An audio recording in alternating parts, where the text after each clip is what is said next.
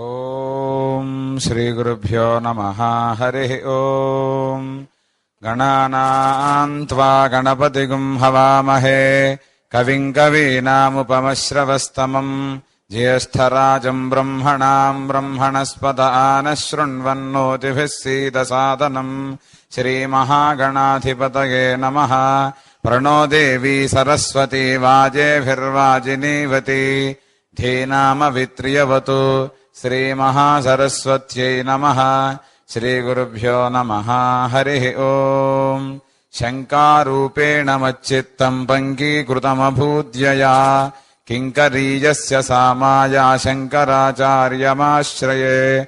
प्रह्लादवरदो देवो यो नृसिंहः परो हरिः नृसिंहोपासकम् नित्यम् तम् नृसिंहगुरुम् भजे. श्रीसच्चिदानन्दशिवाभिनव्य नृसिंहभारत्यभिधान्यतीन्द्रान् विद्यानिधीनु मन्त्रनिधीनु सदात्मनिष्ठान् भजे मानवशम्भुरूपान्.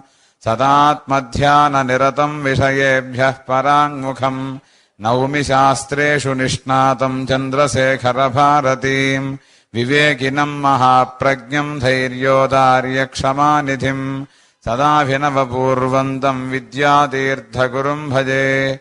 अज्ञानाम् जाह्नवीतीर्थम् विद्यातीर्थम् विवेकिनाम् सर्वेषाम् सुखदम् तीर्थम् भारतीतीर्थमाश्रये. न कर्मणा न प्रजया धनेन त्यागेनैके अमृतत्वमानशुः परेण नाकन्निहितम् गुहायाम् विभ्राजते तद्यतयो विशन्ति वेदान्तविज्ञानसुनिश्चितार्थाः सन्न्यासयोगा यतयः शुद्धसत्त्वाः ते ब्रह्मलोके तु परान्तकाले परामृतात् परिमुच्यन्ति सर्वे. दह्रम् विपापम् परमेष्वभूतम् यत्पुण्डरीकम् पुरमध्यसग्गुस्थम् तत्रापि दह्रम् गगनन् विशोकस्तस्मिन् यदन्तस्तदुपासितव्यम्. यो वेदादौ स्वरः प्रोक्तो वेदान्ते च प्रतिष्ठितः तस्य प्रकृतिलीनस्य यः परः स महेश्वरः. श्रीमत्परमहंसपरिव्राजकाचार्यवर्या पदवाक्यप्रमाणपारावारपारेण यमनियमासनप्राणायामप्रत्याहार धारणाध्यानसमाध्यष्टाङ्गयोगानुष्ठानुनिष्ठा तपश्चक्रवर्ती अनाद्यविच्छिन्न श्रीशङ्कराचार्य गुरुपरम्परा प्राप्ता षड्दर्शनस्थापनाचार्य व्याख्यानसिंहासनाधीश्वर सकलनिगमागमसारहृदय साङ्ख्यत्रयप्रतिपादक वैदिकमार्गप्रवर्तक सर्वतन्त्रस्वतन्त्र आदिराजधानी विद्यानगरमहाराजधानी कर्णाटकसिंहासनप्रतिष्ठापनाचार्य श्रीमद्राजाधिराजगुरुभूमण्डलाचार्य ऋष्यशृङ्गपुरवराधीश्वर तुङ्गभद्रातीरवासी श्रीमद्विद्याशङ्करपादपद्माराधक श्रीमज्जगद्गुरु श्रीमदभिनवविद्यातीर्थमहास्वामि गुरुकरकमलसञ्जात श्रीमज्जगद्गुरु श्रीमद्भारतीतीर्थमहास्वामिनाम् दिव्यश्रीचरणारविन्दयोः साष्टाङ्गप्रणामान् समर्पयामः.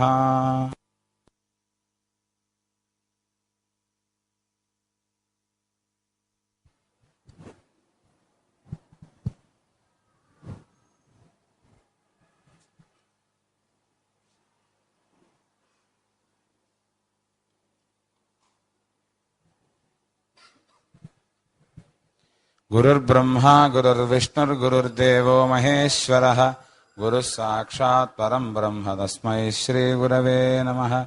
गुरवे सर्वलोकानाम् भिषजे भवरोगिणाम् निधये सर्वविद्यानाम् दक्षिणामूर्तये नमः. आपदामपहर्तारम् दातारम् सर्वसम्पदाम् लोकाभिरामम् श्रीरामम् भूयो भूयो नमाम्यहम्. मनोजवम् मारुततुल्यवेगम् जितेन्द्रियम् बुद्धिमताम् वरिष्ठम् वातात्मजम् वानरयूथमुख्यम् श्रीरामदूतम् शिरसा नमामि.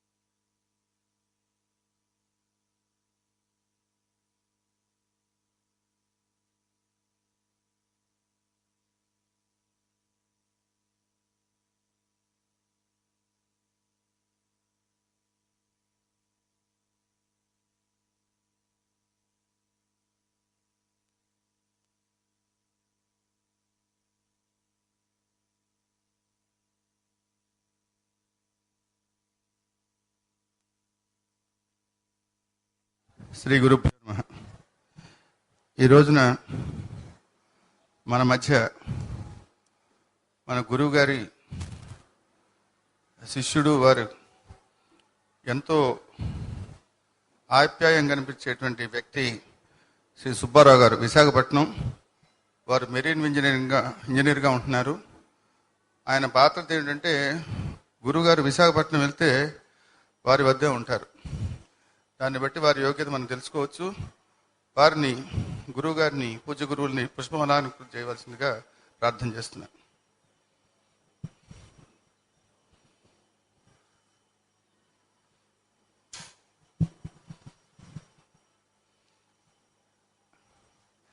అదేవిధంగా ఇంకొక వ్యక్తి, బహుశా మీరు మనిషిని చూసి ఉండకపోవచ్చు, కానీ గురువుగారి ప్రవచనాల ద్వారా మీకు అందరికీ పరిచయం అయి ఉంటాడు. గురువుగారిని అనుసరిస్తూ ఒక ఏమన్నా సేవ, కాయక సేవ చేస్తూ ఉంటాడు. ముత్యాల సత్యనారాయణ గారు, ఆయన కాకినాడ నుంచి వచ్చాడు. ఆయన్ని కూడా గురువుగారిని పుష్పమాలార్పణ చేయవలసిందిగా కోరుకుంటున్నాను.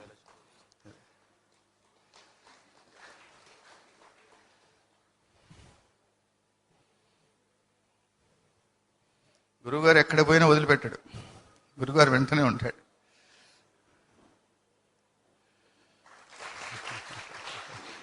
అది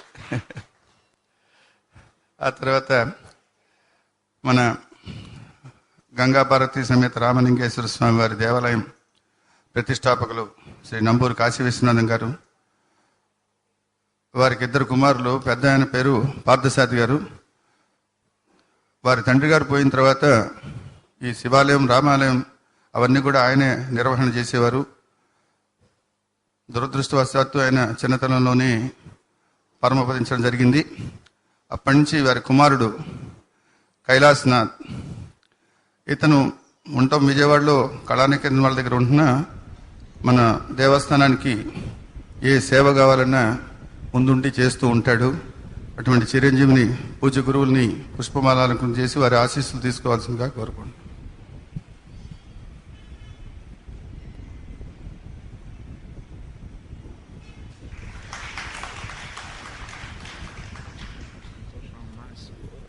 శివాలయానికి సేవ చేయడం చాలా గొప్పది. చక్కగా చేయండి.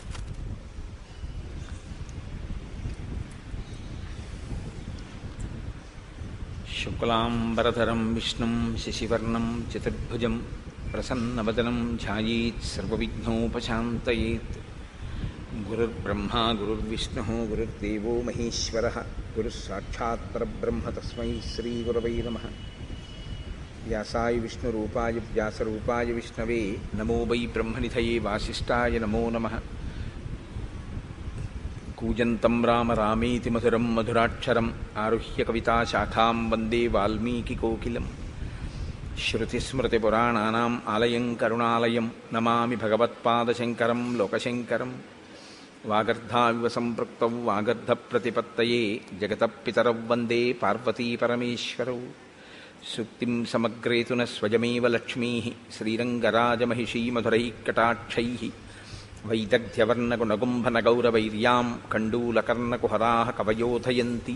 హైమోర్ధపుండ్రమజహన్మకుటం సునాసం మందస్మితం మకరకుండలచారుగండం బింబాధరం బహుళదీర్ఘకృపాకటాక్షం శ్రీవేంకటేశముఖమాత్మనిసన్నిధత్తాం.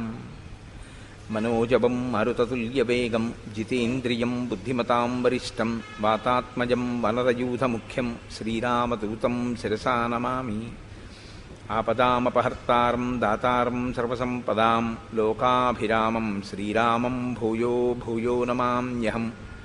శ్రీరామచంద్రం శ్రితపారిజాతం సీతాముఖాంబోరుహచించరీకః సమస్తకల్యాణగుణాభిరామः నిరంతరం మంగళమాతనోతు.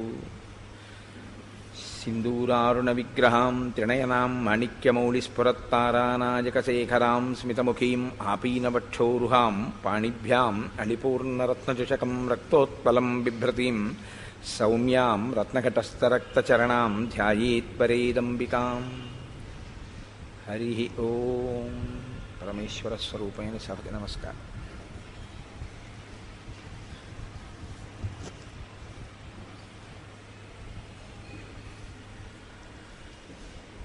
హనుమ సీతమ్మ తల్లి దర్శనం కొరకు అని తన అన్వేషణని కొనసాగిస్తున్నారు. బాహ్యమునందు లంకాపట్టణంలో అన్వేషణ, ఆంతరమునందును ఉపాసన. ఆ లంకాపట్టణంలో అన్వేషిస్తూ ప్రధానమైనటువంటి రావణాసురుని యొక్క భవనమునకు చేరుకున్నారు. అక్కడ మహర్షి ఒక విషయాన్ని ప్రతిపాదన చేస్తారు. ప్రతిపాదన అనగా యథార్థంగా రామాయణంలో ఉన్నదే. రామాయణం మీకు నేను తరచు చెప్తూ ఉంటాను.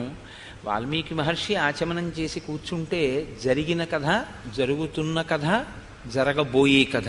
ఆయనకి కేవలం పైన జరిగిన విషయాలు కాదు, మన ప్రవృత్తితో సహా వాళ్ళు మనసులలో నిజంగా ఏమనుకుంటున్నారు అన్నది కూడా ఆయనకి అవగతమైంది.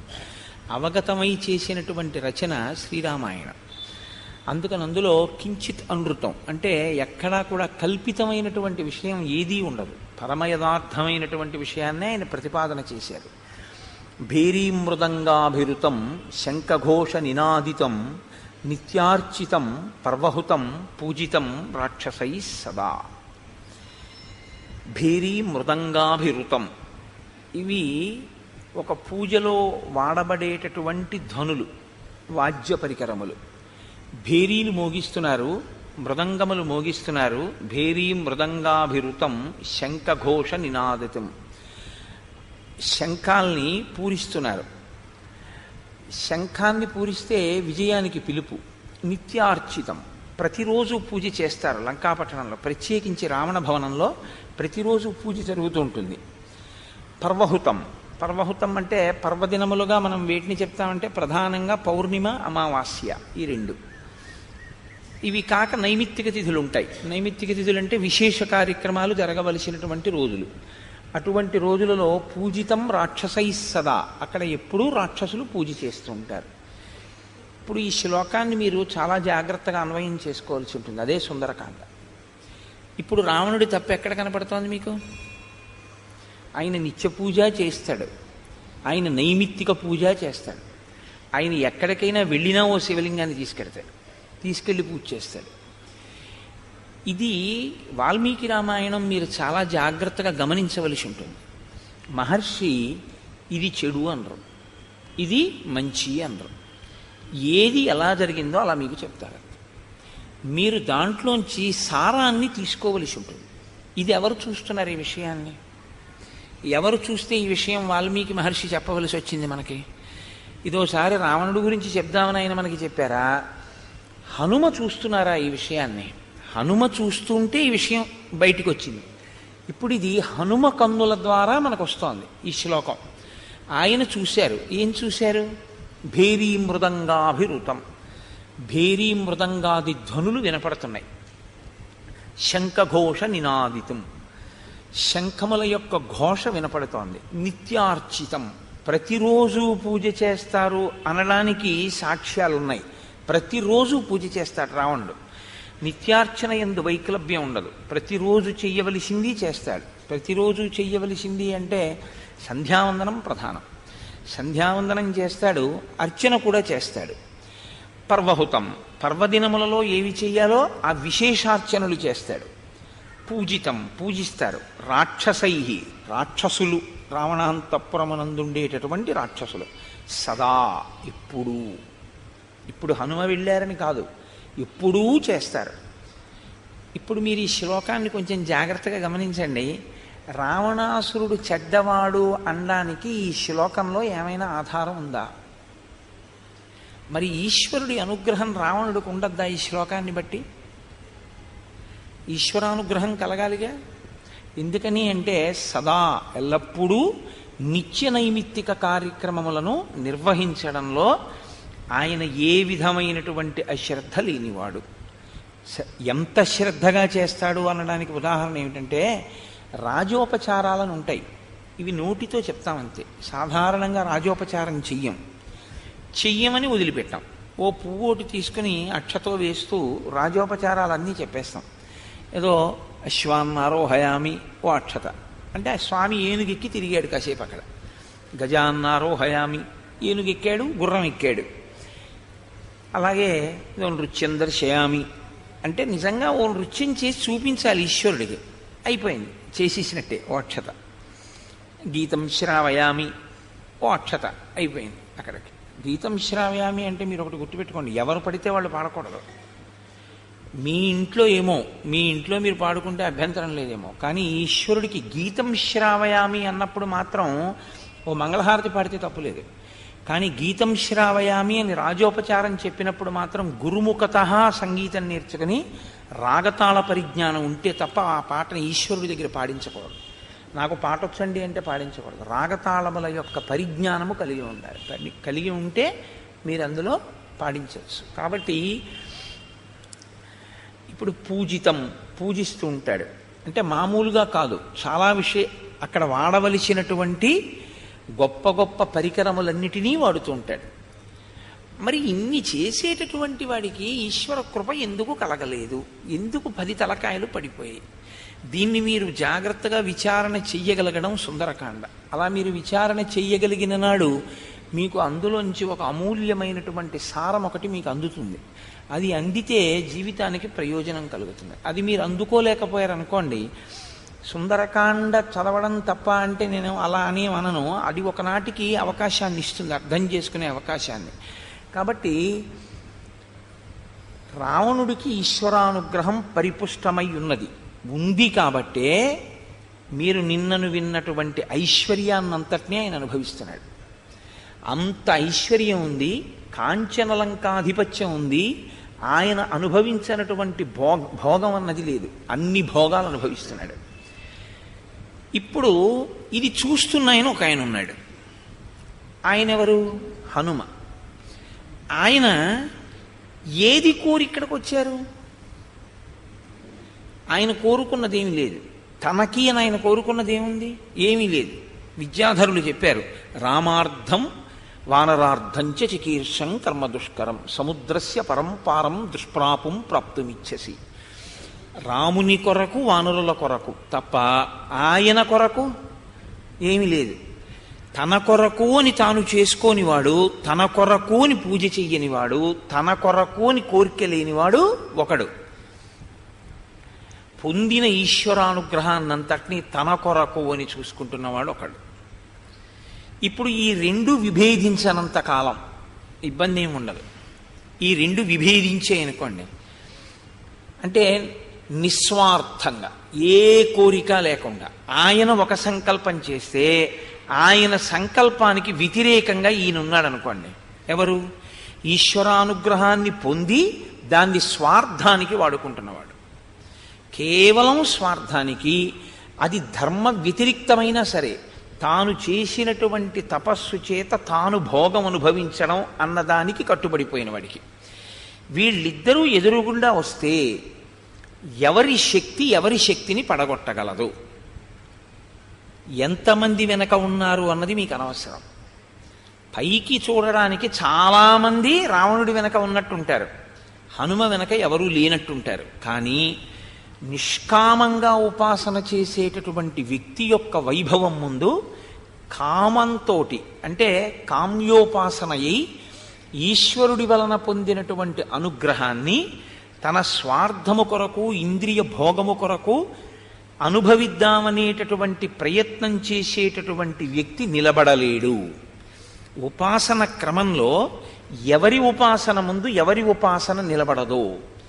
బాహ్యంలో బలపరాక్రమములు చంపడం కాదు రావణుణ్ణి. రావణుణ్ణి ఎవరు చంపేయడం మొదలుపెట్టారంటే ఇప్పుడు సుందరకాండలో హనుమ చంపేయడం ప్రారంభం చేసేశారు అని గుర్తు. దీనికి ఎక్కడ పడింది బీజం? ఆయన నందీశ్వరుడుగా నించున్నారు అని చెప్పారు మహర్షి. దుష్కరం నిష్ప్రతిద్వంద్వం చికీర్షం కర్మవానర సముదగ్ర శిరోగ్రీవో గవాంపతి రివాబభౌ. ఆ శివుడికే ఘోర రూపం ఉంది, ఆ శివుడికే మంగళ రూపం ఉంది. ఆ శివుడు ఆగ్రహిస్తే ఘోర రూపం, కళ్ళమ్మ నీళ్లు తెప్పిస్తాడు, రుద్రుడవుతాడు. ఆ శివుడు అనుగ్రహిస్తే మంగళప్రదుడవుతాడు. ఆ శివుడు శివుడిగా ఉన్నాడు, రావణుడి పట్ల అనుగ్రహించాడు. ఒక ఖడ్గాన్ని ఇచ్చాడు, ఐశ్వర్యాన్ని ఇచ్చాడు, వరాలిచ్చాడు, 10 తలకాయలు ఇచ్చాడు. అవసరమైనప్పుడు 10 తలకాయలు లేకుండా ఒక తలకాయతో ఉండగలిగినటువంటి శక్తిని ఇచ్చాడు. వాటిని దుర్వినియోగం చేసినప్పుడు ఆయనే రుద్రుడవుతాడు. ఆయనే రుద్రుడైతే ఇవేవీ నిలబడవు. ఆయనే రుద్రుడైనప్పుడు దాన్ని పడగొట్టడానికి నిస్వార్థమైనటువంటి వ్యక్తి, అటువంటి నిష్కామంగా ఉపాసన చేసేటటువంటి త్యాగి అయినటువంటి వాడెవరుంటాడో, మహాత్యాగి అంటే ఆయన తన కొరకోని కోరుకునేది ఏది ఉండదు. ఆయన కోరుకునేది ఏమిటంటే కేవలము ఈశ్వర భక్తి. ఎంత ఎదగనివ్వండి ఎప్పుడూ ఒకటే మాట చెప్తాడు, ఈశ్వరానుగ్రహం అండి అంటాడంతే. తప్పించి నేను సాధించాను అని ఆయన ఏమీ అనడు.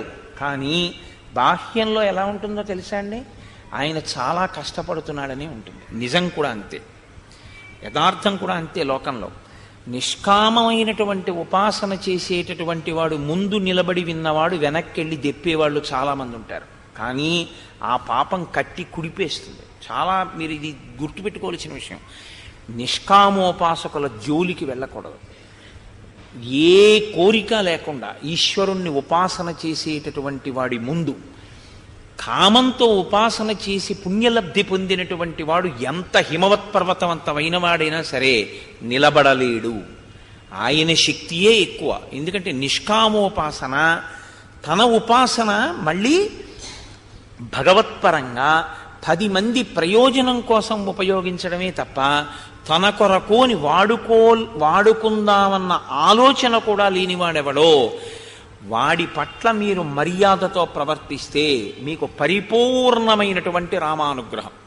ఇది మీరు పొందలేకపోతే మీకు అటువంటి వాడి యొక్క మాట ఏది ఉందో, అటువంటి వాడి కోపం ఏది ఉందో అదే పడగొట్టేస్తుంది. అదే హనుమ యొక్క స్వరూపం. అత్యద్భుతమైనటువంటి స్వరూపంతో ప్రకాశిస్తున్నారు స్వామి హనుమ ఇప్పుడు సుందరకాండలో. ఇప్పుడు ఆయన దర్శనం, మీరు ఆయన అలా చూడడం, ఆ కోణంలో మీకు ఆయన కనపడడం మీకు పరమ మంగళప్రదమైనటువంటి దర్శనం సుందరకాండలో. అంటే అది ఏమి చెప్తోంది అంటే మీ జీవితాన్ని మార్చుకోవలసిన సందర్భాన్ని చెప్తోంది. ఎటువంటి ఉపాసన చెయ్యవలసి ఉంటుంది, ఎటువంటి ఉపాసన వలన మీరు అభ్యున్నతిని పొందుతారు. శాశ్వతమైన అభ్యున్నతి ఏమిటో తెలుసా అండి? ఈశ్వరానుగ్రహాన్ని నిలబెట్టుకోవడమే. ఈశ్వరానుగ్రహాన్ని నిలబెట్టుకున్నవాడు, నిష్కామోపాసన చేసినవాడు యుగాలు మారిపోయినా అలాగే ఉంటాడు. యుగాలు మారిపోయిన తర్వాత సృష్టికర్త అవుతాడు. హనుమ చతుర్ముఖ బ్రహ్మగారు కావట్లా.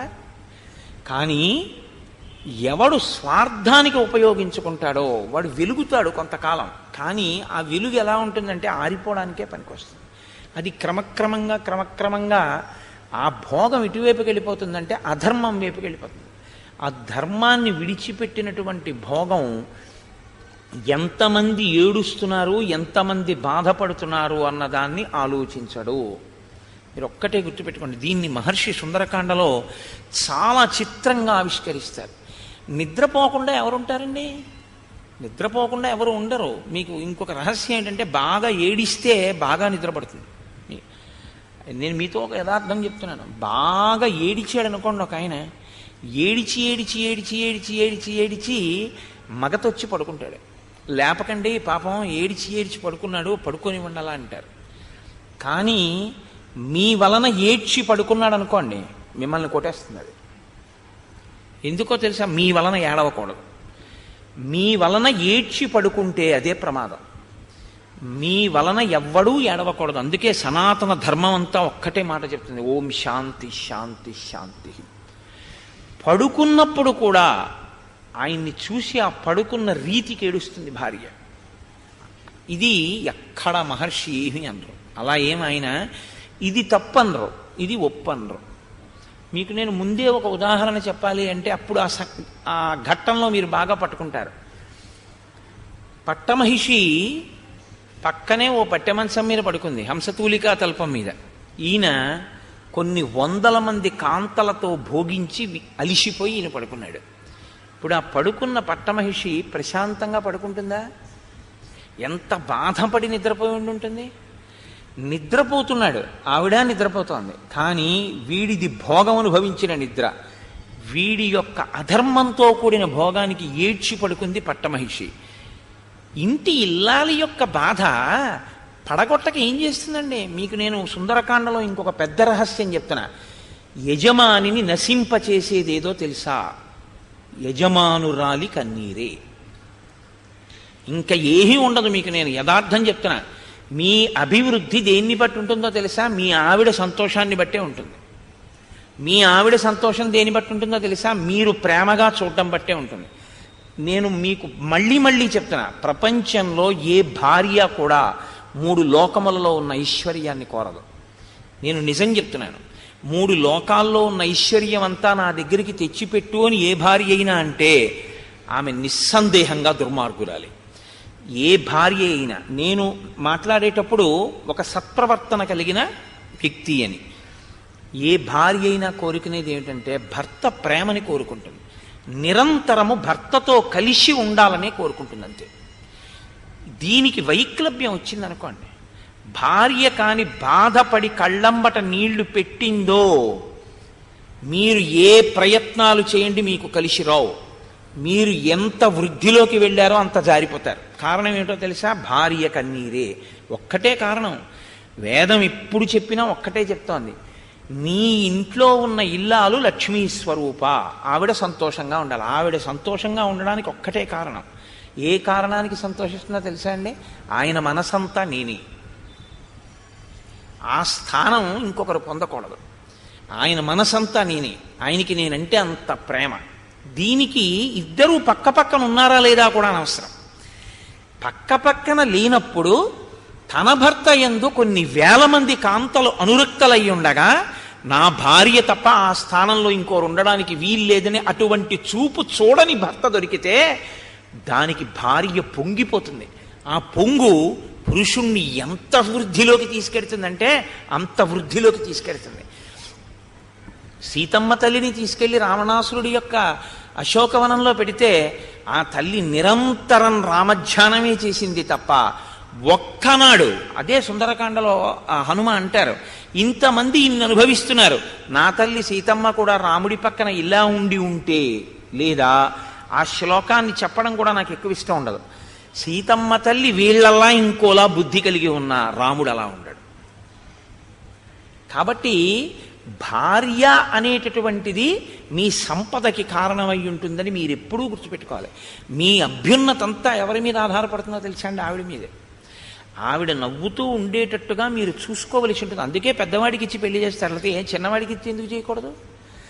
ఖచ్చితంగా భార్య యందు లోపమే ఉంటుంది అంది శాస్త్రం. ఆమె యందు అపరిపక్వతే ఉంటుంది. పరిపక్వత ఉంటుందని నువ్వు అనకూడదు. భర్త కన్నా ఎప్పుడూ పరిపక్వత భార్యది తక్కువే. తక్కువ ఎందుకు అంటే అందుకే చిన్నపిల్లనిచ్చి చేస్తారు. ఇప్పుడు నువ్వేం చేయాలి? నువ్వు నీ కడుపులో పెట్టుకుని దిద్దుకోవాలి తప్ప, నేను మళ్ళీ మళ్ళీ చెప్తున్నాను, మీరు ఏ పురుషుణ్ణి నమ్మకూడదంటే లోకంలో తన భార్య మీద నేరాన్ని కానీ చెప్పాడో ఇంకో వ్యక్తితోటి వాణ్ణి మీరు ఎప్పుడూ విశ్వసించకూడదు.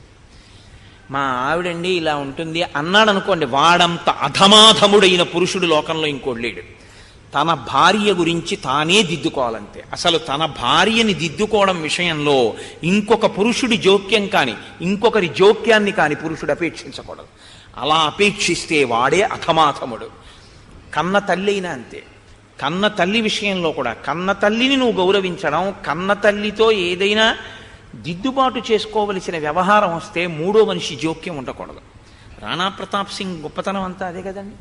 మహానుభావుడు తల్లితో విభేదిస్తే మేనమామ గారు నచ్చ చెప్పడానికి వస్తే ఆయన మాట్లాడడానికి అవకాశం ఇలా తల్లికి నమస్కారం చేసి తీసుకొచ్చాడంతే. రాచ వ్యవహారంలో జోక్యం చేసుకుందని అంతఃపురానికి వెళ్ళి నమస్కారం చేయడం మానేశాడు. ఎప్పుడూ వచ్చి నమస్కారం చేసే రాణా ప్రతాప్ ఎందుకు రావట్లేదని ఆవిడ అన్నదమ్ముడు కబురు చేసింది. మేనమామ వస్తున్నాడని తెలిసింది. మేనమామ వస్తున్నాడు అంటే నువ్వు ఎందుకు వెళ్ళటలేదు ఈ మధ్య అమ్మ దగ్గరికి, అమ్మకి ఎందుకు నమస్కారం చేయలేదని మేనమామ అడుగుతాడని మేనమామ అడిగాక అమ్మకి తనకి రాజీ ఉండకూడదు. అమ్మకి తనకి రాజీ చేయవలసిన అవసరం ఇంకోటికి ఉండకూడదు లోకంలో. అమ్మని తాను పూజిస్తాడు, అమ్మతో ఏమైనా ఉంటే తను దిద్దుకుంటాడు. అమ్మ అంత పూజనీయురాలు లోకంలో. కాబట్టి అటువంటి అమ్మకి నమస్కారం చెయ్యి అని మళ్ళీ మేనమామ చెప్పడం ఏంటి? తనే వెళ్ళిపోయాడంతే. వెళ్ళిపోయి అమ్మకి నమస్కారం చేసి, అమ్మ నీతో నాకు ఈ విషయంలో ఖేదం కలిగింది, రాలేదు, కాబట్టి నువ్వు ఇంకెప్పుడు ఇటువంటి తప్పు చేయకు, నా జీవితాంతం నీకు నమస్కరిస్తానని చెప్పుకున్నాడు. ఇది మీకు శ్రీరామాయణంలో సుందరకాండలోంచి మీరు ఏరుకోవలసినటువంటి అద్భుతమైనటువంటి సత్యాలు ఇవి. ప్రతి ఘట్టంలోనూ ప్రతి చోట ప్రతి విషయాన్ని నేను వివరణ చేస్తూ వెళ్ళడం సాధ్యమయ్యేటటువంటి విషయం కాదు. కాబట్టి నేను ఆ బాహ్య వైభవాన్ని సౌందర్యంగా చెప్పేటప్పుడు లోపల ఉండేటటువంటి వైభవాన్ని మీరు స్వీకరించవలసి ఉంటుంది. అందుకే సుందరకాండ పారాయణకాండ అంటారు. సుందరకాండని పారాయణ చేయండి అంటారు. బాలకాండ పారాయణ చేయమని చెప్పరు, లేకపోతే ఇంకో కాండని పారాయణ చేయమంటారు. సుందరకాండ పారాయణ చేయండి అంటారు. ఎందుకంటారో తెలుసా అండి? మీరు ఎంత మిమ్మల్ని మీరు దిద్దుకుంటూ ఉండనివ్వండి, కిలుం పెట్టే ఇత్తడి గిన్నె లాంటిది జీవితం. ఎప్పుడూ మళ్ళీ కిలుంబడుతుంది, మళ్ళీ చింతపండుతో తవ్వుతూ ఉండాలి. మీలోకి ఏ తప్పులు వస్తున్నాయో గమనించి దిద్దుకోవడానికి అవకాశం సుందరకాండ ఇచ్చేస్తుంటుంది. ఎప్పటికప్పుడు తవ్వుతుంటుంది సుందరకాండ. అందుకే సుందరకాండ పారాయణకాండ నాకు తెలిసి కొంతమంది పెద్దల జీవితాల్లో సుందరకాండ అంతర్భాగం. అసలు వాళ్ళు సుందరకాండ చదవకుండా, సుందరకాండ శ్లోకాలు ఒకసారి చదవకుండా వాళ్ళ జీవితంలో ఒక్కరోజు కూడా వెళ్ళదు. ప్రతిరోజు ఒక సర్గో కొన్ని శ్లోకాలు చదువుతూ ఉంటారు. ఎందుకంటే అది అంత మానసిక పరిపుష్టినిస్తుంది, వ్యక్తిని మహోన్నతుణ్ణి చేస్తుంది. మీరు చూడండి, శ్రీరామచంద్రమూర్తి ఆఖరణ అగ్ని పరీక్షకి వెళ్ళమన్నారు సీతమ్మని. మా ఆవిడ నాకు లభించిన తరువాత నేను ఆవిడ శీల పరీక్ష చేయవలసి ఉంటుందని ఆయన ఎప్పుడైనా ఎవరితో అన్నారా? ఎప్పుడు అనలేదు. రాముడి శీలం అది. తనకి తన భార్యకి మధ్యలో ఉన్న వ్యవహారం తనకి తన భార్యకి తెలుసు, అంతే. దానికి మూడో వ్యక్తి కూర్చోవడం ఎలా ఉంటుందో తెలుసా? ఇప్పటికీ మనం సీతమ్మ అగ్ని పరీక్ష గురించి మాట్లాడతాం. మాట్లాడిన వాడిది పొరపాటు. సీతమ్మకి తెలుసు, రాముడికి తెలుసు, వాళ్ళిద్దరూ ఒకరినొకరు ఎందుకు పరీక్ష చేసుకున్నారు. అది దంపతుల మధ్య ఉండవలసినటువంటి గొప్ప అవగాహన. దాని చేత గొప్పవాళ్ళు అవుతారు. ఎంత దగ్గరగా ఉన్నారన్నది కాదు, ఎంత హృదయాలు దగ్గరగా ఉన్నాయన్నది చాలా చాలా ప్రధానం. దానికి కావలసినటువంటి అవగాహన దంపతుల మధ్య ఎంతో అవసరం. అందుకే ఏ తప్పైనా చేయి పర్వాలేదు, కానీ దంపతుల మధ్య కొంచెం దూరం పెరిగేలా మాత్రం ఏ తప్పు చెయ్యవద్దు. దీన్ని శాస్త్రం ఎంత కఠినంగా చెప్పిందంటే అసలు ఇద్దరి మధ్యలోంచి నడవద్దని చెప్పింది. మాట్లాడడం మాట దేవుడేరుగా, ఇద్దరి మధ్యలోంచి నువ్వు నడవద్దండి. వాళ్ళిద్దరి మధ్య నడవడానికి అధికారం లేదు మనకి. ఒకవేళ భార్య ఎటు భర్త ఇటు ఉంటే అయ్యా మీరు ఇటు రెండని మీరు వెళ్ళాలి తప్ప మధ్యలోంచి వెళ్ళడానికి కూడా వెడితే ఏమైందండి? ఇవాళ వెళ్ళావు, రేపు వాళ్ళిద్దరి మధ్యలో నువ్వు ఎందుకు నిలబడవలసి వస్తుందో, వాళ్ళిద్దరికి కలవడానికి నువ్వు ఉండడం అడ్డం వచ్చింది. అలా అడ్డం వెళ్ళవద్దు. ఎప్పుడూ కలిసి ఉండడమే చూడంతే తప్ప ఎన్నడూ దాంపత్యం మధ్యలోకి వెళ్ళకూడదు. ఆ తీర్పుని దృష్టిలో పెట్టుకునే సుందరకాండ నడుస్తూ ఉంటుంది. చాలా అద్భుతంగా ఉంటుంది. దాంపత్యం స్థాయి దగ్గర నుంచి ఉపాసన స్థాయి వరకు సుందరకాండలో కలుపుకోనటువంటి విషయం ఉండదు. ఏరుకోవడం మీ వంతు. ఏరుకోవడం మీకు చేతనైతే సుందరకాండ వజ్రముల యొక్క గని. సాలగ్రామాలు ఎక్కడ ఉంటాయండి? రాళ్లల్లోనే ఉంటాయి. సాలగ్రామాలు రేవని ఉండదు. అన్ని రాళ్ల రేవులోంచే సాలగ్రామాలు తీస్తారు. అన్ని రాళ్ళు తీసి ఇది సాలగ్రామం కాదని వదిలేసి సాలగ్రామాన్ని అందులోంచే తెచ్చి పూజ చేస్తారు. సాలగ్రామాలన్నీ రాళ్లరేవులోనే ఉన్నట్టు మీకు ఏది సాలగ్రామంగా మీ జీవితాన్ని ఉద్ధరించాలో అది ఈ రేవులోనే దొరుకుతుంది. అందుకే సుందరకాండ పారాయణకాండ. కాబట్టి భేరీ మృదంగాభిరుతం శంఖఘోష నినాదితం నిత్యార్చితం పర్వహుతం పూజితం రాక్షసై సదా. నాకు ఒక విషయం జ్ఞాపకానికి వస్తుంటుంది. నేను ఒకప్పుడు మళ్ళీ ఊరి పేరు చెప్తే తెలిసిపోతుంది. నేను ఒక ఊరు వెళ్ళా ఉపన్యాసం చెప్పడానికి. ఆయన చాలా గొప్ప ఉపాసకుడు. ఆయన కారులో నేను ఒక రోజున ఉపన్యాసానికి వెళ్తుంటే ఆయన నన్ను అడిగారు, ఈశ్వరుడికి ఏమన్నా నమస్కారం చేయాలి కోటేశ్వరారు అసలు రోజు నేనని అడిగారు. నేను ఎంత సంతోషించాను. అసలు ఈ ప్రశ్న వేసేవాడేవాడు? ఏదైనా చేయగానే ముందు కామ్యం మా అబ్బాయి పెళ్ళో మా అమ్మాయి పెళ్ళో అనేవాడే కానీ అసలు ఈశ్వరుడిని ఏమని నమస్కారం చెయ్యాలనేవాడు ఎవడుంటాడు? నా ఆధ్యాత్మిక జీవితంలో నేను కొన్ని ఊళ్ళు వెళ్ళాను, ఎందరితోనో సమన్వయం అయ్యాను. ఆ ప్రశ్న వేసినవాడు ఆయన ఒక్కడే, నన్ను ఇంకెవ్వరూ వేయలేరు. ఆయన ఒక్కడే అడిగాడు నన్ను ఆ ప్రశ్న. అసలు ఈశ్వరుడికి ఏమని నమస్కారం చేయనండి అని అడిగాడు. ఇది భాగవతంలో మాలాకారుడు చెప్పాడు. నీ పాద కమల సేవయు నీ పాదార్చకులతోడి నెయ్యము నితాంతాపార భూతదయయు తాపసమందార నాకు దయసేయకతే. ఏది అడిగినా ఎందుకు అడగాలంటే, ఈశ్వర నా మనశ్శాంతి నీ అర్చన యందు వైక్లభ్యం రాకుండా ఉండడానికి నాకు మనశ్శాంతిని అనుగ్రహించు అని అడగాలి తప్ప నేను మనశ్శాంతిగా కూర్చుని 15 సమోసాలు తినడానికి మనశ్శాంతిని అని అడగకూడదు. ఏదైనా మళ్ళీ ఈశ్వరాభిముఖమే చెయ్యాలి. కాబట్టి ఏమని నమస్కారం చేయాలంటే ఒక్కటే నమస్కారం, నీ పాదపద్మముల యందు భక్తి చెక్కు చెదిరిపోకుండా ఉండగలిగిన ప్రశాంత జీవితము, నీ పాదములను వదలని స్థితి నాకు అనుగ్రహించు. అదొక్కటే చాలు, ఇంకేం కావాలి మీకు? అందులోకే అన్నీ వచ్చేస్తాయి. కాబట్టి ఇప్పుడు ఆయన వెతుకుతున్నారు. చాలామంది ఇళ్ళు ఒకళ్ళ ఇద్దరా, అందరూ రాక్షసులే. రాక్షసులే అన్న మాటకు అర్థం ఏమిటండి? తన ఉపాసనా బలాన్ని కేవలము తన భోగమునకే వాడుకునేవాడు అంతే. ఆయన వల్ల ఉపయోగం లోకానికి ఏం ఉండదు. ఆయన అనుకుంటే, ఆయన ఇది అనుభవించాలనుకున్నాడు అనుకోండి, ఆయన బలంతో వచ్చి మీ మీద పడతాడు. పడ్డాడనుకోండి, మీరు ఎదిరిస్తే చంపుతాడు. మీరు బలవంతులు అనుకోండి, కాళ్ళు పెట్టుకుంటాడు అంతే. అందితే జుత్తు, అందకపోతే కాళ్ళు అంటారు వాళ్ళు. వాళ్ళ వల్ల లోకానికి ఏమైనా ప్రయోజనం ఉంటుందా? ఏమీ ఉండదు. వాళ్ళే రాక్షసులు. వాళ్ళ పేర్లు ఎన్ని చెప్పుకుంటే, అంటే అంతమంది ఓ చోట చేరారంటే అలాంటి వాళ్ళందరినీ చేర్చుకోగలిగిన వాడు అక్కడ ఉన్నాడు. దుర్మార్గులందరికీ నాయకత్వం వహించగలిగిన పెద్ద దుర్మార్గుడు ఒకడు చేరాడు అనుకోండి, వాడి దగ్గరికి అందరూ చేరిపోరు. అలా అందరూ అక్కడికి చేరారు. ఇప్పుడు భగవంతుడికి తేలికే, ఎందుకంటే వెళ్ళి వెతికి వెతికి చంపక్కర్లేదు, అందరూ ఒక్కచోటే ఉన్నారు.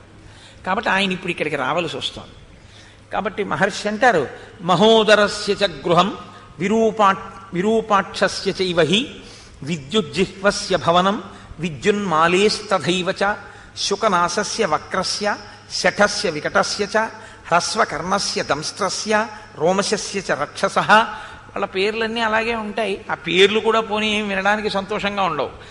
ప్రహస్తుడు, కుంభకర్ణుడు, మహోదరుడు, విరూపాక్షుడు, విద్యుజిహ్వుడు, విద్యున్మాలుడు, వజ్రదంస్ట్రుడు, శుకుడు, సారణుడు, ఇంద్రజిత్తు, జంబుమాలి, సుమాలి, రశ్మికేతువు, సూర్యశత్రువు, వజ్రకాయుడు, ధూమ్రాక్షుడు, సంపాతి, విద్యుద్రూపుడు, భీముడు, ఘనుడు, విఘనుడు, శుకనాసుడు, వక్రుడు, శఠుడు, వికటుడు, హ్రస్వకర్ణుడు, దంస్త్రుడు, రోమశుడు, యుద్ధోన్మత్తుడు, మత్తుడు, ధ్వజగ్రీవుడు, నాది, విద్యుజిహ్వుడు, ఇంద్రజిహ్వుడు, అస్థిముఖుడు, కరాళుడు, పిశాచుడు, శోణితాక్షుడు.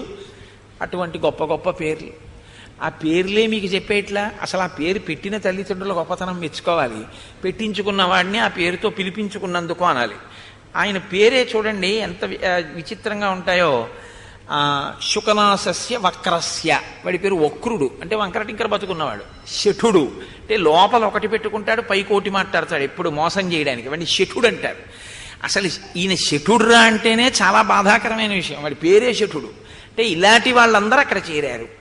ఈ మనఃప్రవృత్తి ఉన్న వాళ్ళందరూ ఉండడమే రాక్షసత్వం. కాబట్టి ఈ పేర్ల వాళ్ళు లంకలో ఉన్నారని మీరు అనుకోకండి. ఈ లంకలోకి వాళ్ళు చేరకుండా చూసుకోండి. ఈ లంకలోకి వాళ్ళు చేరకుండా చూసుకోవాలంటే ఒక్కటే, ఇక్కడ సింహాసనం ఉంది, దాని మీద సీతారాములు కూర్చోవడానికి యోగ్యమైన స్థితిని మీరు అలా అట్టిపెట్టి ఉంచండి చాలు. వాళ్ళు కూర్చోవాలంటే ఈ పక్కన వీళ్ళు లేకుండా ఉంటే చాలు, వాళ్ళు కూర్చుంటారు, హాయిగా కూర్చుంటారు. కాబట్టి పక్కన ఎవరిని ఉంచాలి మీరు? లక్ష్మణ భరత శత్రుఘ్నుల్ని హనుమని ఉంచండి. ఉంచితే వాళ్ళు వచ్చి కూర్చుంటారు. వాళ్ళు వచ్చి ఇక్కడ కూర్చుంటే మీ జన్మధన్యం. మిగిలినవంటారా? నేను ఒక మాట యథార్థంగా చెప్తున్నా, ఓ నవ్వు నవ్వి వదిలేయండి. మీ మనశ్శాంతిని ఏ కారణానికి పాడు చేసుకోకండి. నేను మీకు ఇచ్చే సలహా ఏమిటంటే, మీ ఈశ్వరోపాసనని మాత్రం ఏ ఒక్క కారణానికి వదిలిపెట్టదు. మీతో కలవడం వదలడం జీవితంలో ఎంతోమంది కలుస్తారు, వదులుతారు. ఇవన్నీ కృతకమే. ప్రవేశే నిర్గమేస్తథ.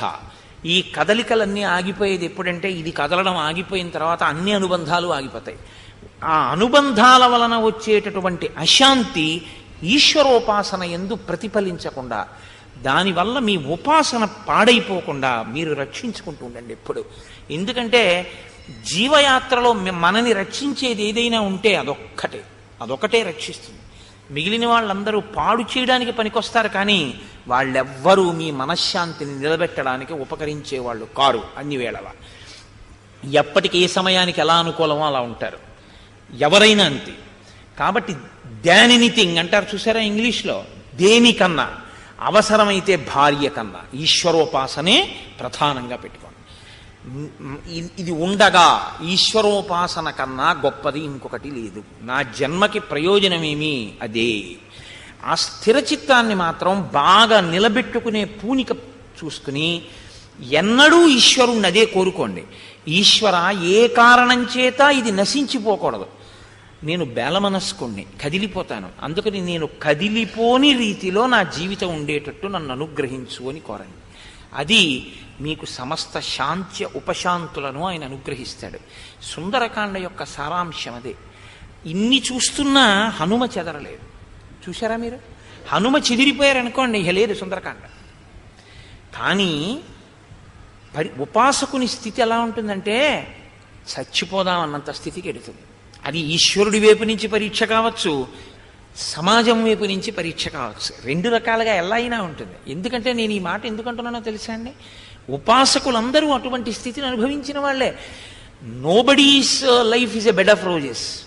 ఏ ఉపాసకుని జీవితము కూడా సంతోషంగా గడిచిపోయిందని మీరు అనుకుంటున్నారేమో, ఎప్పుడూ గడవదు. ఎప్పుడు రాళ్ళు పడుతూనే ఉంటాయి. వాటిని మీరు ఒక నవ్వు నవ్వి విడిచిపెట్టేసేయాలి. పైగా లోపల ఒక కోరిక కోరుకుంటూ ఉండాలి. అజ్ఞానం, ఈశ్వర క్షమించు వాళ్ళని అంటుండాలి తప్ప వాళ్ళు నశించిపోవాలని మీరు కోరకూడదు. ఇప్పుడు వాళ్ళు వృద్ధిలోకి రావాలని మీరు కోరాలి. వాళ్ళకి అవగాహన కావాలి అని మీరు కోరుకోవాలి. ఎందుకు నేను ఈ మాటలు అంటున్నానో తెలుసా అండి? నేను అనడం వెనక ఒక నేపథ్యం ఉంది. మీరు రామదాసు గారి జీవితం తీసుకోండి. ఆయన జీవితం ఏమైనా అంత తేలిగ్గా ఈశ్వరానుగ్రహం పొందేసిందా అండి? ఎన్ని కష్టాలు పడ్డాడు మహానుభావుడు.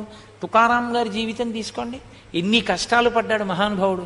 ఒక ఉపాసన చేయడం అంటే ఒక 2 గంటల పాటు మీరు ఇలా కూర్చుని మళ్ళీ ఇలా కాలెత్తకుండా కూర్చోవడము అంటే అందులో 2 ప్రక్రియలు ఉంటాయి. దాన్ని మీరు సాధించవలసి ఉంటుంది. ఒకటోది అసలు కూర్చోవడంలో కష్టం. ఎందుకనంటే అయ్య బాబోయ్ అంతసేపు కూర్చోవడమే అంటుంది శరీరం. నొప్పి ఉండదని మీరు అనుకుంటున్నారా? ఖచ్చితంగా ఉంటుంది. మొదట్లో మీరు అలవాటు చేయడం, తప్పదు నువ్వు అలా ఉండాలి, తప్పదు నువ్వు అలా ఉండాలి. బడికి వెళ్ళని పిల్లాన్ని తండ్రి తల్లి లెంపకాయ కొట్టి పంపిస్తారు. కోపంతో పంపిస్తారా? కోపంతో కొడతారా? అభ్యున్నతికి కొడతారు. అలా నువ్వు ఏం చేస్తావో నాకు అనవసరం, తప్పదు కూర్చోవాలి, కాబట్టి నువ్వు అలవాటు చేసుకో అని అలవాటు చేసి తర్వాతది ఏమైపోవాలంటే ఈశ్వరోపాసన ఎందు అసలు ఆ క్లేశం మీకు గుర్తురాకూడదు. అందులో రమించిపోవడంలో ఇది ఏమైపోతుందో మీకు జ్ఞాపకం ఉండకూడదు. ఇది నిప్పెడుతోందో, ఇది బాధపడుతోందో మీ ఎరుకలో ఉండకూడదు. అంటే దీని ఎరుకని ఆ ఎరుక ఎందు, ఆ అనుభవమునందు మీరు మరిచిపోగలిగిన స్థితికి మీరు ఎదిగిపోవాలి. ఎదిగిపోయారనుకోండి, ఇది ఖచ్చితంగా శుష్కిస్తుంది. వెలుతురు ఇవ్వాలన్న కొవ్వొత్తి కరిగి తీరాలి. ఇది మీరు దాద్దామన్నా జర్జరీభూతం అయిపోతుంది. దీన్ని మీరు కష్టపెట్టద్దు అన్నా, ఇలా ఉంచుదామన్నా ఉండదు. అలా ఉండని దాన్ని ఈశ్వరార్చనలో కరిగించడం మంచిది. అందుకు కదండి నీరాజనం కళ్ళకద్దుకుంటాం. నీరాజనాన్ని కళ్ళకద్దుకోవడం ఎందుకు? ఏ దీపం కూడా వెలుగుతోందిగా, మరి దాన్ని ఎందుకు కళ్ళకద్దుకోరు మీరు? నీరాజనం శుద్ధ స్ఫటికం, తెల్లగా ఉంటుంది. ఏదైనా సరే కాలిపోయే ముందు ఘనం ద్రవమై, ద్రవం వాయువుగా మారుతుంది. కర్పూరం మీరు జాగ్రత్తగా గమనించండి, కాలిపోయే ముందు కొంచెం నీరు కింద వస్తుంది, కానీ బాగా నీరు అవదు. ఘనం నుంచి వాయు రూపంలోకి చాలా తొందరగా అయిపోయి పొగొచ్చేసి తొందరగా వెలిగిపోతుంది. ఆలస్యం అయిపోయింది ఈశ్వర, నేనేం చేసింది లేదు. బ్రహ్మచర్యంలో ఒక గురువుగారిని ఆశ్రయించి నేను చదువుకున్న వేదం లేదు. పేరుకి పెద్దల దగ్గరికి వెళ్ళి యజుశాఖాధ్యాయి అని చెప్పడమే. నేను చదువుకున్న యజుర్వేదం లేదు. నాకు పుస్తకం చూడకుండా శ్రీ సూక్త పురుష సూక్తాలతో రుద్రంతో అభిషేకం చేయగలిగిన శక్తి లేదు. నేను నాకున్న డబ్బుతో ఇన్ని పూలు తీసుకొచ్చి నీకు వర్తించగలిగినటువంటి స్థితి లేదు. కానీ నాకున్న పరిమితులను నువ్వు గమనించి నేను ఏమీ చెయ్యలేకపోయాను. జీవితం వృధా అయిపోయింది.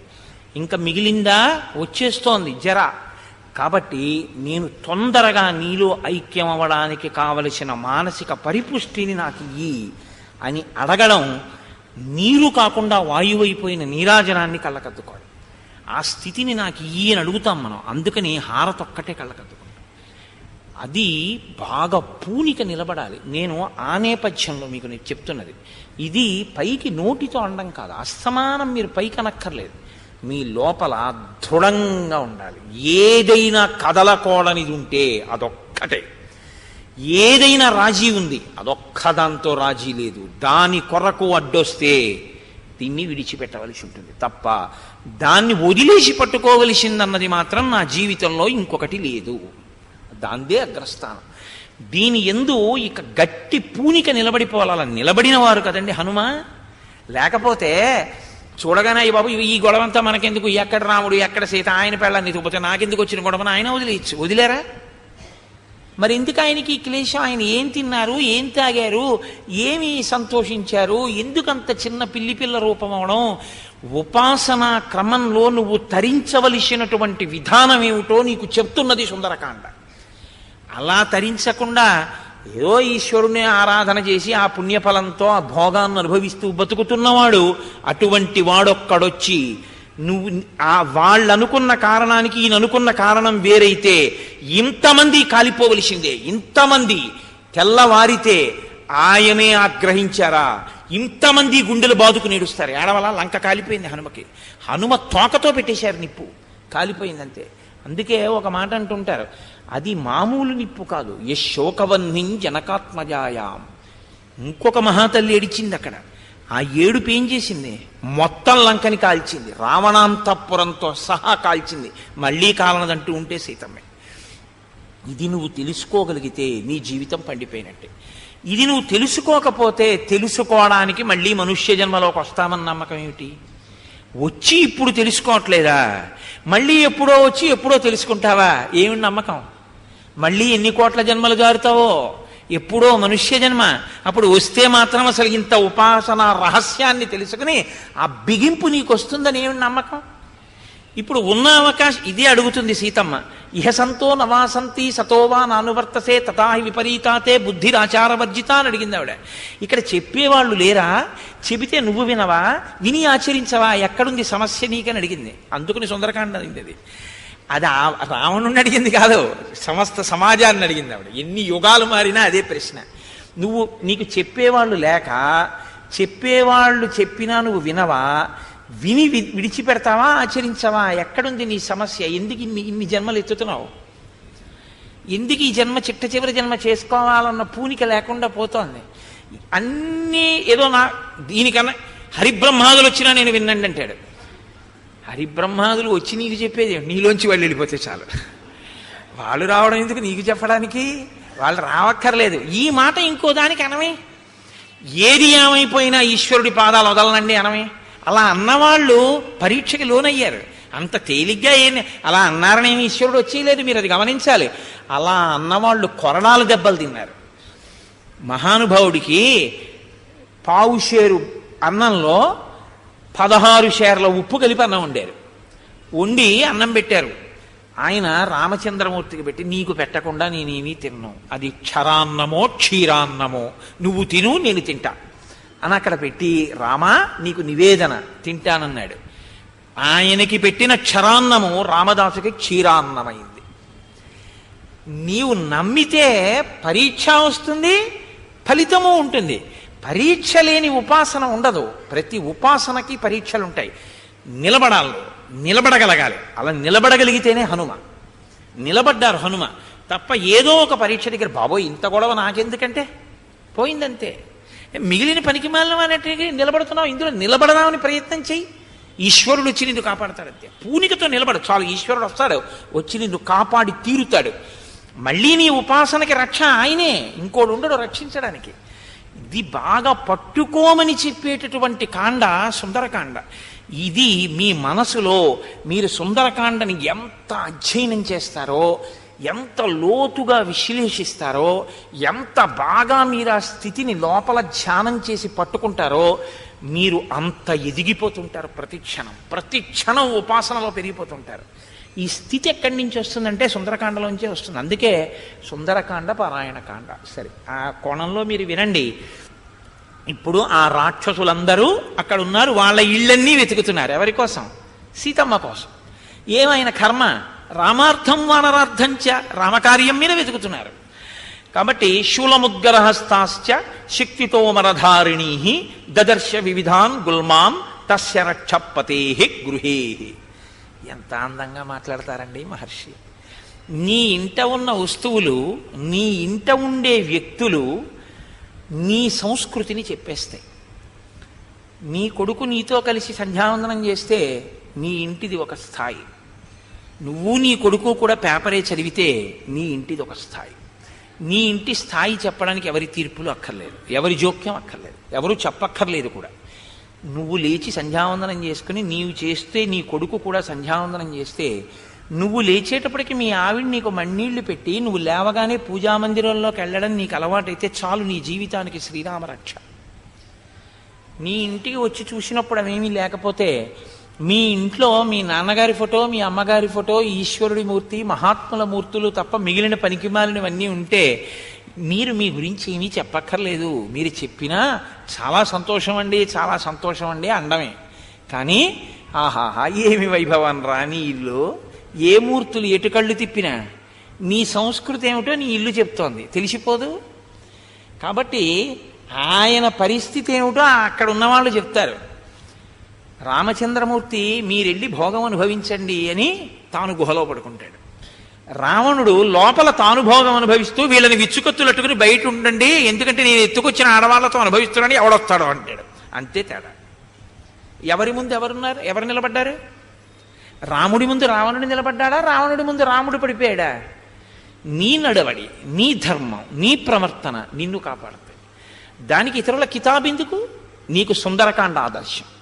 నువ్వు నమ్ముకున్నది నిన్ను రక్షిస్తుంది. సుందరకాండ కన్నా నీకు ఆదర్శం ఇంకోటి లేదు. అంతే. నీకు ఇతరుల యొక్క ప్రమేయంతో నీకే సందర్భం లేదు, నీకు దాని గురించి పట్టింపక్కర్లేదు. అందుకే సుందరకాండ బాగా అర్థమైతే మీరు సర్టిఫికెట్ల గురించి తాపత్రయపడరు. ఆయన భక్తుడండి అని ఎవడో అనుకోవాలని, ఆయన ఉపాసకుడని ఎవడో అనుకోవాలని, లేకపోతే ఏదో 10 మంది నమస్కారం పెట్టాలని, 10 మంది గౌరవించాలని ఈ వెర్రీ ఉండదు మీకు. మీరు వీటన్నిటికీ దూరంగా ఉంటారు కూడా. ఎందుకో తెలుసా అండి? ఎందుకు అవన్నీ, నాకు అవన్నీ ఎందుకు, ఆ గుర్తింపులన్నీ ఎందుకు? ఈ గుర్తింప మీకు కావలసింది? సర్వేశ్వరుడు నావాడివిరా నాన్న అని ఇలా చెయ్యేసి దగ్గరికి తీసుకోవడమా మీకు కావలసిందే? ప్రహ్లాదుణ్ణి ఇలా ఒక్కసారి అన్నాడంతే, చాలు నా బతుక్కి, రాక్షస వంశంలో పుట్టాను ఇలా అన్నావు, తలమించి చెయ్యేసి వీపు వరకు చాలదా నాకు అని అడిగాడు ప్రహ్లాదుడు. నీకు అది కావాలా, ఇది కావాలా? ఎందుకు ఆ నమస్కారాలు నీకు? ఎందుకు ఆ సన్మానాలు? ఎందుకు ఆ సన్మాన పత్రాలు? ఏం చేస్తావు? నీ శరీరం పడిపోయిన తర్వాత పెంట కుప్పలో బారేస్తాడు నీ కొడుకు, ఇంటి నిండా ఏమిటివన్నీ ఆయన ఎప్పుడో పోయాడని. ఎందుకవి? ఏం పనికిరావు. నువ్వు ఈశ్వరుడి దగ్గర కూర్చుంటే సర్వేశ్వరుడు నాన్నదా అని నిన్ను దగ్గర కూర్చోబెట్టుకున్నాడా ఎప్పుడైనా? అలా నువ్వు ప్రవర్తించావని నీకు నమ్మకం ఉందా? చాలు, నీ జన్మకి ధన్యత. ఈ సర్టిఫికెట్ ఆయన దగ్గర పుచ్చుకో, ఆయనకి దగ్గరవు. ఆయనకి దగ్గరయ్యావని 10 మంది నీకు నమస్కారం పెడితే నీకు ఒరిగేది ఎందుకు? నీకు ఆ వ్యామోహం. ఇది సుందరకాండ నేర్పుతుంది. ఉపాసన యందు చిత్తశుద్ధి, అందుకే సుందరకాండకున్న గమ్మత్తు ఏమిటో తెలుసా అండి? ఒకరి గొప్పతనాన్ని ఇంకొకరు చెప్పరు సుందరకాండలో. ఎవరి గొప్పతనం వాళ్ళ ఉపాసన చేత తెలుస్తుంది. సీతమ్మ గొప్పతనం, ఆవిడ మాట అంటే అగ్నిహోత్రం ఆరిపోవలసిందే. హనుమ గొప్పతనం ఆయన నడవడి చేత తెలుస్తుంది. రావణుడి తక్కువతనం ఆయన పడుకోవడంలో, ఆయన నడవడంలో, ఆయన వీధిలో కాపలా పెట్టడంలో తెలుస్తుంది. నీకేం కావాలి? సుందరకాండలోంచి ఎలా ఉందాం అనుకుంటున్నావు? ఇవన్నీ విని రావణుడిగా ఉందాం అనుకుంటావా? ఇంకో 9 తలకాయలు మీకు తెచ్చిపెట్టినా ఉండవు. రాముడిగా ఉందాం అనుకుంటావా? ఈ యుగం కాదు, ఎన్ని యుగాలైనా నువ్వు కీర్తింపబడతావు. చాలు. నువ్వు కాదు, నువ్వు పుట్టినందుకు నీ వంశం తరించిపోయింది. 10 తరాల వాళ్ళు ఊర్ధ్వలోకాల్లోకి వెళ్ళిపోతారు. చాలు వీడు పుట్టాడని. వాడు శరీరం విడిచిపెట్టేసిన నాడు వాడు వెడుతుంటే సర్వేశ్వరుడు ఎదురొచ్చి చేతులిచ్చి వాడిని తీసుకెడతాడు. రారా, నిన్ను నాలో కలుపుకుంటున్నానని. నీకేం కావాలి? మిగిలిన ధూర్తులు మాట్లాడేటటువంటి మాటలు నిన్ను ఆపాయా, నిన్ను ఉద్ధరించాయా? నీకెందుకు? ఇలా విని ఇలా వదిలే. నీ ఉపాసనని పాడు చేసుకోవద్దు. ఇది సుందరకాండ యొక్క తీర్పు. మహత్తరమైన మాట సుందరకాండ మాట్లాడు. దాన్ని దేనికోసం పణంగా పెట్టవద్దు. ఐహిక భోగాల కోసం కన్నా నిష్కామోపాసనకి కూడా ప్రయత్నం చేయాలి. కూడా నేను ఎందుకన్నానో తెలుసా అండి? భగవద్గీతలో శ్లోకం ఉంది, ఆర్తి జిజ్ఞాసురర్థార్థి జ్ఞానీచ భరతర్షభ. గృహస్థాశ్రమంలో ఉన్నవాడు కోరితే ఆయన్నే కోరాలి కదా.